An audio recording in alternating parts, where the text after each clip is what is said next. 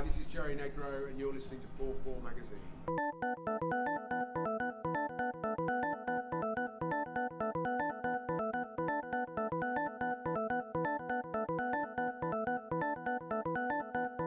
I suppose at some point you just think working in music, whatever context, would be great, and it seems like an almost impossible thing to do.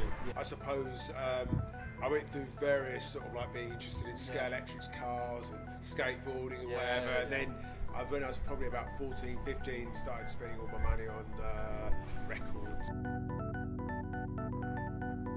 The first vinyl I ever got, I think, was a record by 10cc called Rubber Bullets, which is like sort of pop, rock and rolly pop record. When I first started, you know, sort of like paying attention to records on the radio, I suppose I was 7, 8.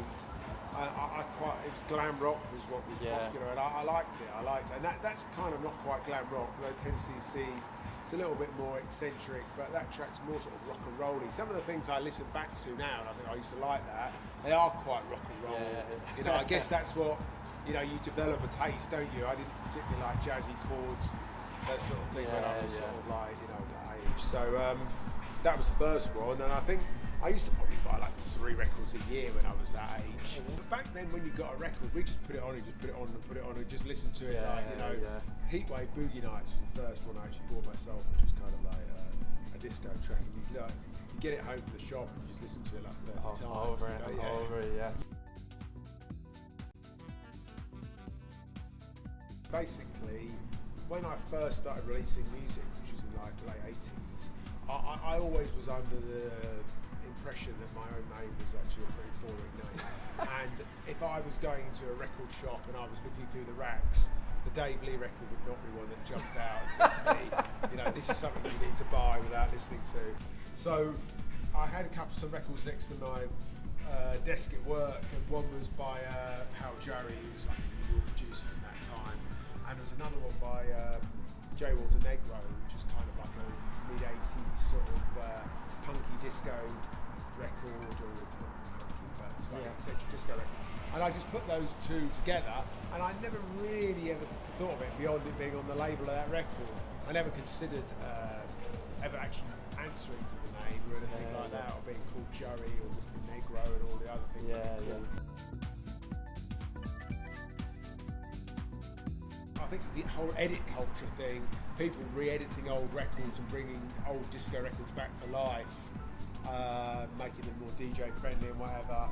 And I do think, unfortunately, one of the reasons is there's not many people making new music that's as memorable as disco music. I think the sampler has a lot to do with it, and the technology has enabled people who maybe couldn't have made a record 50 years ago to make a record now. Maybe say, even if they're just putting it up on SoundCloud or putting it up on a download site, they haven't actually had to invest much into making it.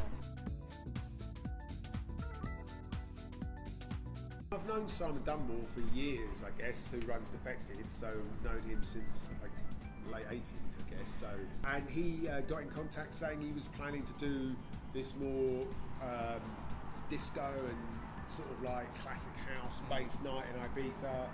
I think he just had the opportunity to do a second night. He was doing Defected, it was doing well, and I think he had the opportunity to do a second night. He thought this was a good concept. So I was just involved. I was one of the people he thought of as a good person to DJ. I think in Ibiza there is, I suppose people are getting a bit older, and there is the older sort of clubber who doesn't want to necessarily go somewhere where they feel it's going to be loads and loads of kids. They won't know any of the records, and it's going to be a bit too sort of hedonistic for them at their stage of their life.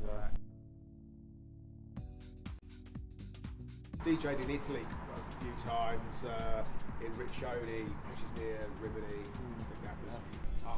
I became a DJ after I sort of like released music. Really, I guess I was some strange trajectory, because I always wanted to be a DJ, and I had DJ'd, put my own nights, things like that, but I never really DJ'd more. And I remember DJing like when I worked at Rough Trade, DJ'd at Christmas parties and things like that. But I wasn't really anyone would book as a DJ. And once you make records, then you get actually people all of a sudden say, "Oh, can you DJ?" But making records is a great, even then in like 1991 or 1990, people all of a sudden want you to DJ, as opposed to just being someone where you're trying to hassle to get gigs.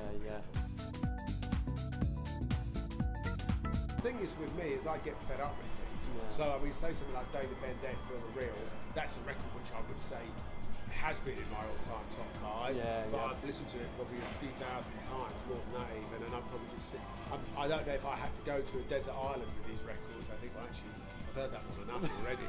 So I'd probably choose things which I wasn't fed up with. Do you know what I mean? So because I've heard something so many times. I just don't want to sort of randomly say 5 True, records. true. Actually, no, Yeah. Like Sorry.